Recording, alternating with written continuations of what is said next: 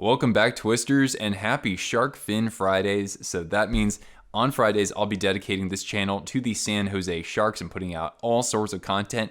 So today I'm kicking off a new series that I'm calling Fan Flashback, where I sort of recount my experiences as a Sharks fan. Mostly we'll be talking about games, but we'll be talking about some other stuff on the side as well. But what better way to kick this off than the Game 7 between the Sharks and the Vegas Golden Knights in 2019?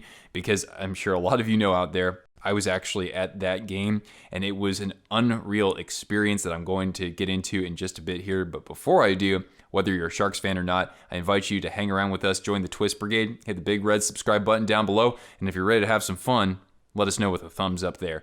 So, before we even get into Game 7, when we think about this comeback in Game 7 for the Sharks, it's not just about that comeback itself. It's just the roller coaster of the series and the way that the Sharks came back when they were down 3-1 in the series right there. So when you look at the history between these teams in just the second year for the Golden Knights, they had already faced each other in the playoffs in 2018. Of course, Vegas won and went to the Stanley Cup Finals in their first year. The Sharks were, before that, they were maybe not the class of the division, but along with Anaheim and LA, there was a lot of rivalry just with the teams being so close to each other and how many times they would meet in the regular season. And already that rivalry had really ignited for the Sharks and the Knights here. So that was a bitter rivalry that was born pretty instantaneously, I think, after these first two teams had met right there. So leading up to Game 7, of course, the Sharks and the Knights were tied 3-3. But the way that those games had gone down, it had varied so much. The Sharks came out in Game 1 and won that game fairly convincingly by the score of 5-2 right there. And because I was a half-season ticket holder, I actually was able to buy tickets at a affordable rate to both games 1 and 2 and in subsequent rounds as well. And so I was there at Game 1 and I said, all right, we look a lot different than we did against Vegas the year before. We had finished just ahead of them in the standings. So it was looking like we were going to at least put up a better fight than we did last year and potentially come away with the series victory. Vegas got the best of us, especially early on in Game 2 by the score of 5-3. And that was kind of where you saw Vegas returning to form against us and scoring multiple goals in the first period, jumping on us early right there. That's been a theme against the Knights over the past couple of years right there. And so I was like, oh God, now the tide can really turn, especially heading into Vegas for Game 3. And that was easily the case there, with Vegas winning 6-3 against us. The performance of the Sharks was probably worse than the score indicated right there. The Knights jumped on us again in Game 4 by the score of 5-0. So you can tell just from the opening couple minutes in either Game 3 or Game 4 that this series is likely already over. And so we're dead in the water. Jones is getting chased out of the net. But things start to change a little bit. So the Sharks win Game 5 by the score of 5-2, and they looked much better. They certainly had much more urgency there. And Martin Jones definitely played better. He made a crazy stop on a 2-on-1, I believe, in Game 5 there. And so I think, okay, well, Vegas probably thinks, all right, we've got multiple opportunities to finish this off. San Jose, of course, was home for Game 5, so I'm not all that surprised that the Sharks win Game 5. But going back into the House of Horrors in Vegas for Game 6, I think, no chance. Not at all. At this time, my friend, who's a big Sharks fan as well, he says, all right, well, if we force Game 7, he says, we got to go. And I've never been to a game in which the Sharks could be eliminated. I've seen them eliminate a team before. But I tell my friend, I say, dude, I don't know about this. I can't see us winning. Even if we force Game 7, I don't see us winning this series, honestly. And he's like, come on, man. We got to go support the team. Cheer them on.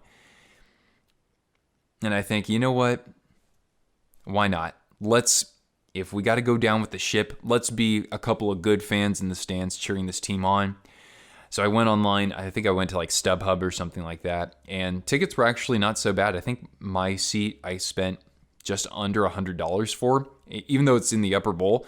I mean, a lot of teams in the regular season charge more for a ticket there. So I thought that that was actually a fine buy. So I was like, all right, man, we're going to do this. We're going to do this, but we got to win. We got to win Game 6 in Vegas first. And it sure as heck didn't look like we would, because Vegas just absolutely threw a barrage of shots at the net early on, and they really just didn't let up right there.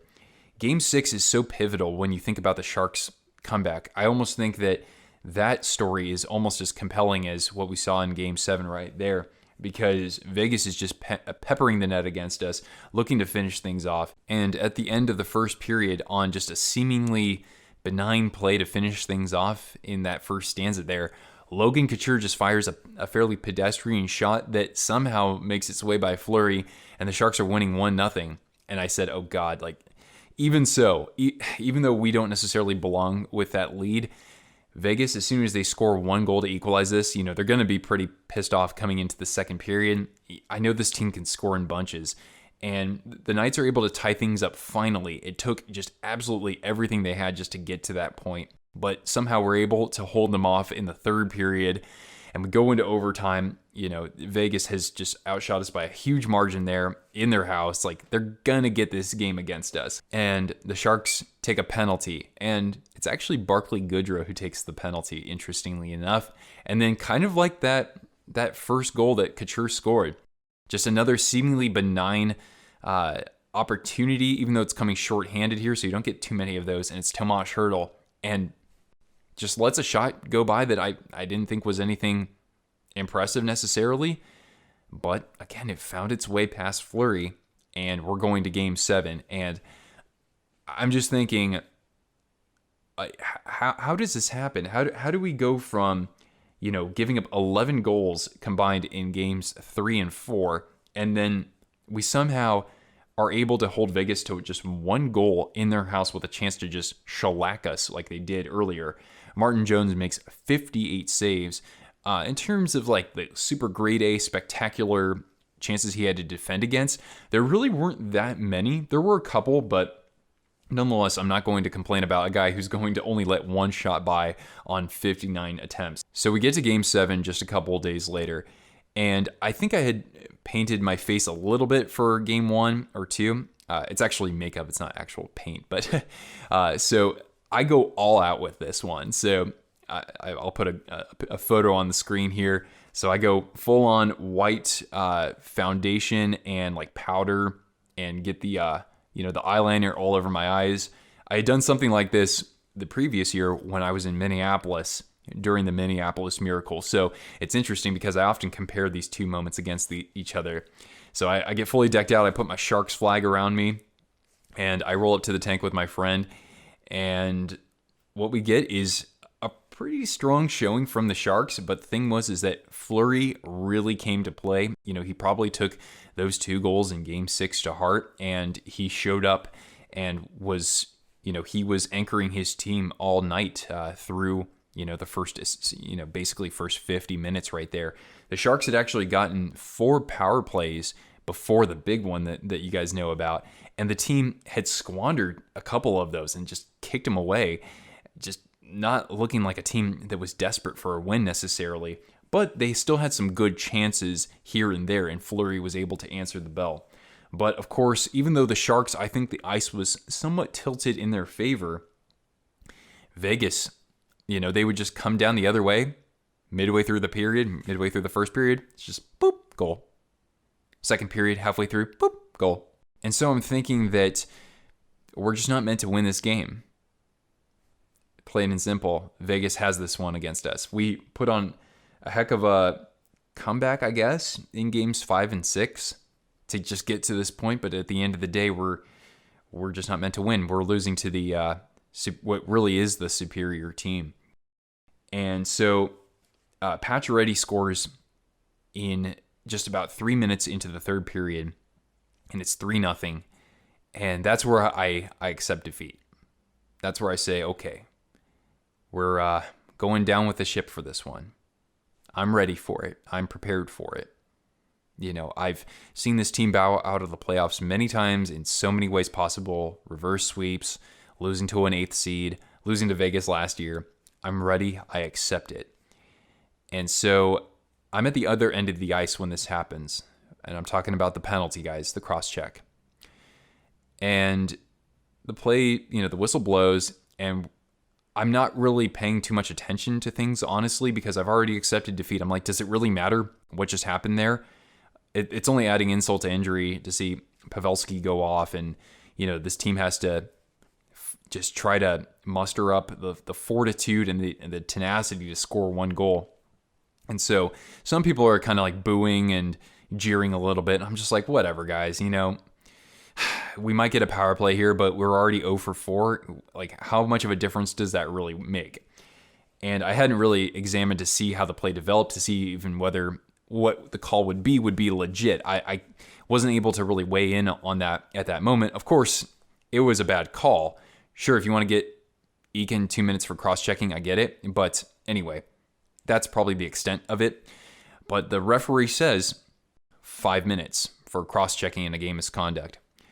And my friend gets pretty fired up. He gets pretty jazzed. He's like, dude, we can do this. We get 5 continuous minutes of power play time. And I think to myself, okay, we could conceivably get back into this game, but I've already seen what this team has done on the power play, and I'm not convinced. I'm not convinced. I just want to see them score a goal. I want to see them fight, even if they lose this game or even when they lose this game. Boy, oh boy, the team had something in them that I did not expect that evening. That's for sure. Just 6 seconds in, Logan Couture scores. And the arena definitely goes nuts, but it's kind of like maybe at a regular season level. If we were playing Vegas in the regular season and we just, scored a game-tying goal or something like that, So fans are definitely enthused about this. And I myself, I'm like, good. Like, hey, we got one on the board. That's great. And I know we've got lots of time left. But again, I said, maybe this is just a fluke. We still have 2 more goals to score. Vegas could just run away with a shorthanded opportunity and bury it and just shut things up right there. So I'm not entirely convinced. Nonetheless, the Sharks are attacking just a ton, even when they're not scoring. This team actually is playing with some urgency right here.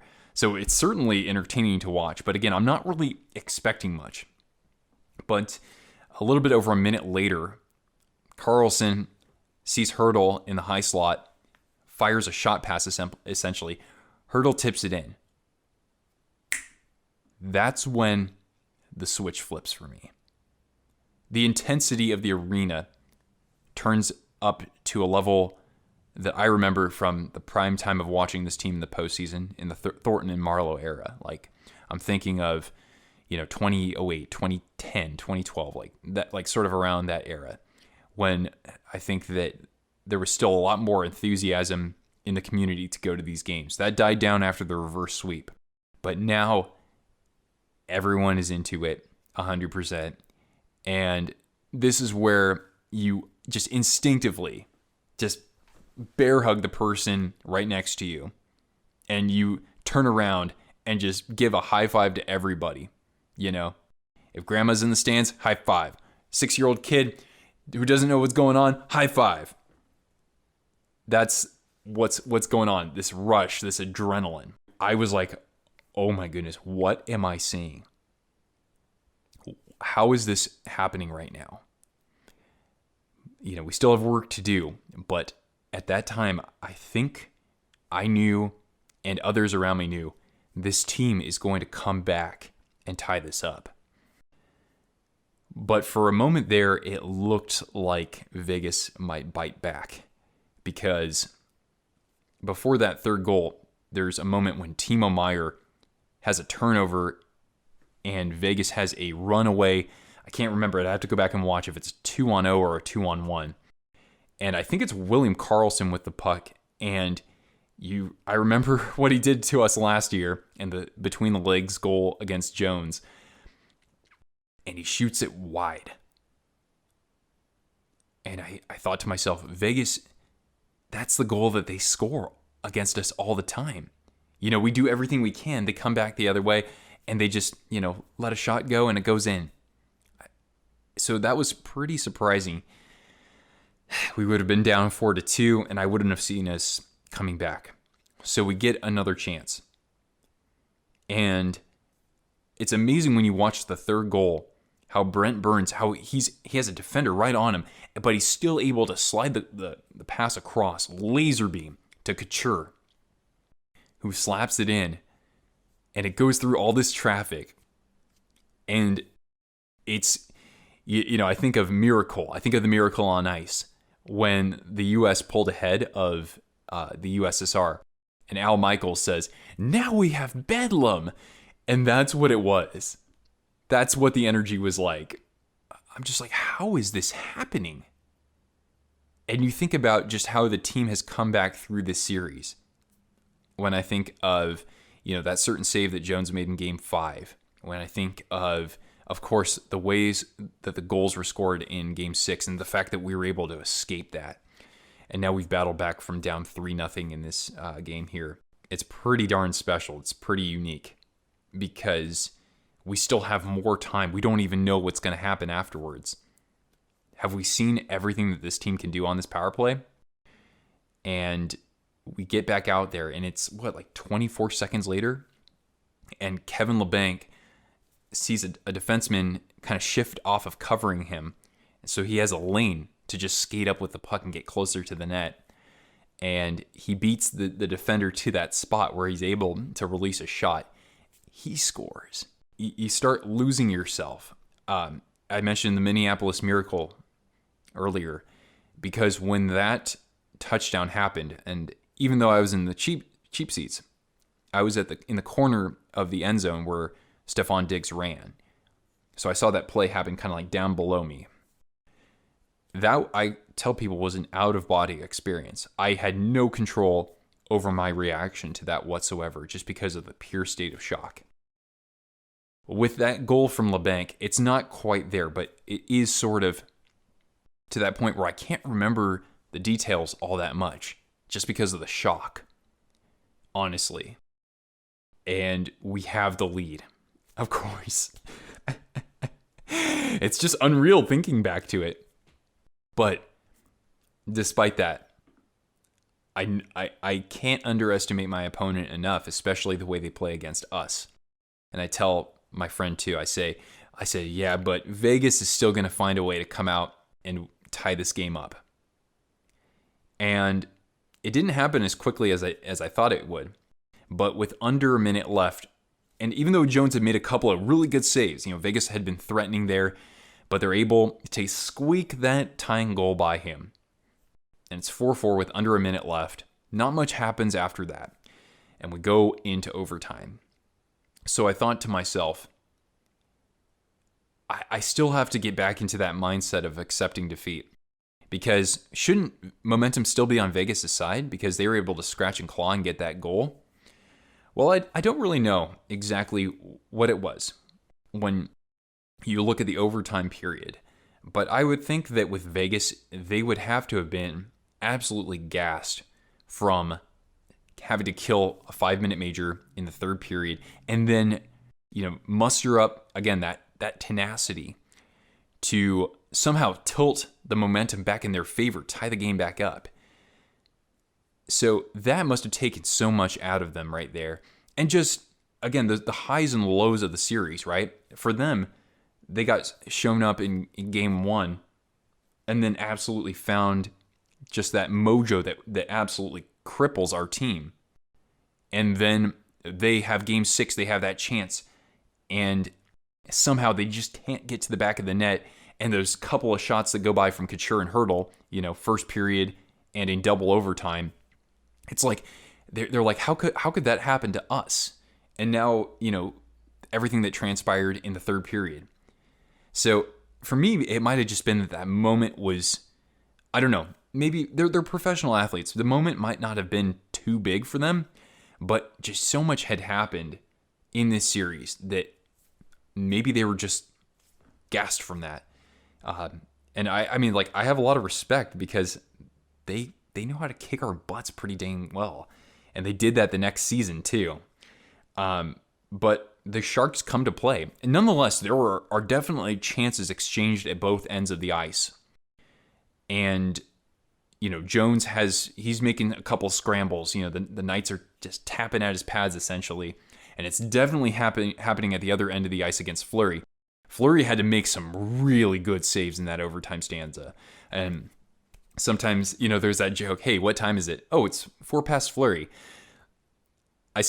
I don't hang that on Marc-Andre Fleury. I really don't. I think that, especially in the overtime, he really came to play right there. The other interesting parallel to this, I don't know if I had noticed this when I was at the game, but I still think it's pretty important. Barclay Goodrow had basically been benched for that whole overtime. He committed the penalty in double overtime in Game 6. He had lost coverage on William Karlsson for the first goal of the game. So this guy was kind of in the doghouse at that moment. But nonetheless, he hops over the boards late into the period, with just 2 minutes left, essentially. And Erik Karlsson comes up with a contested puck. And by the way, guys, I'm at the end of the ice where Goodrow scores that goal. I'm kind of in the corner there. So seeing this develop, right? Again, it seemed pretty benign. But Goodrow is on the wing, and he somehow is able to accelerate and get a beat on Braden McNabb. And Karlsson, he sees that opportunity, and he threads it to Goodrow. And I'd seen Fleury play exceptionally well in that overtime period, so I'm not expecting anything necessarily. But then there's that split second where you realize Goodrow is alone against the goaltender, and that you're probably not going to get any better chances unless you go on the man advantage. And it's Barclay Goodrow who tucks it by Fleury. Everyone is losing their minds, obviously. And I grab my camera and I yell into it, You can watch that video again if you want. Nobody leaves. Obviously, nobody leaves at all. And we're just awestruck, honestly. I walk out of my section onto the concourse, and everyone is hooting and hollering, their high fives, their hugs. I go outside, and I just want to celebrate. I was like, this is something special that we can all share with each other, even if we don't know each other. I gave out plenty of high fives, and my friend and I were just like, what just happened? How did this happen? Especially against our bitter rival. And my friend gives me a ride home. I certainly appreciate that. And I'm so tired. My makeup is like flaky, and my voice is shot. And I said, no, I gotta make this reaction video. This is pretty new for the channel at the time. I'm a little bit into a year with the channel, but I probably haven't even made 80 or 100 videos. And so I'm like, damn it, I'm gonna make this video. And so I filmed, of course, some of my commentary afterwards, and then I start to do the editing. Basically, by the time my video exports and I get that online, I think it's like 2 or 2:30 in the morning. I'm pretty sure I probably watched some more highlights of the power play, of course. And I think to myself, okay, I got the video up, that's what matters. And I wake up the next morning, only after about, sleeping for about 5 hours or so, because I got to work. Thankfully, I had a very flexible work environment, which was good. I wake up and I want to see how many views the video gets. I'm not entirely sure. I could go back into the analytics, and I thought, maybe I'll get 100 views, right? I'm a small channel. I have 120 subscribers or something. The number was like 900 or 1,000 or 1,200 or something like that already. And my subscriber count had just shot up a ton for me. And I was like, oh my goodness. Whoa, where is this coming from? And I'm just awestruck again. And so I keep refreshing it throughout the day and just seeing all the comments, right? And it's unbelievable. Just having been there and being able to document that, I don't think I did a particularly good job of it. So that was special for me, not just as a fan, but also a special moment for the channel. I went to a game later on in those playoffs, and I remember this middle-aged guy coming up to me, and he's like, "Hey, I saw you on YouTube." And I think that was the first time somebody had said that to me. And I'm like, wait, what?